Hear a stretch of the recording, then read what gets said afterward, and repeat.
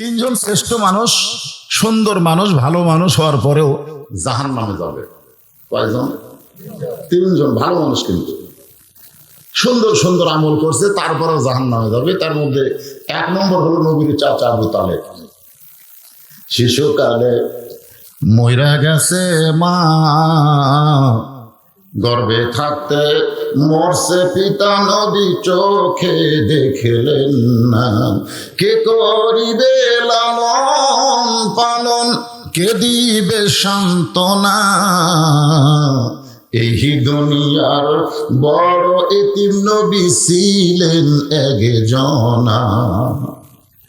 যিনি নবীকে লালন পালন করছেন, আপনারা বলেন তো, নবীর বাবা মায়ের গর্ভে থাকতে মারা গেছে, সেই বাবার দায়িত্ব যিনি পালন করেছেন তিনিও জাহান্নামে হবেন। এত ভালো মানুষ।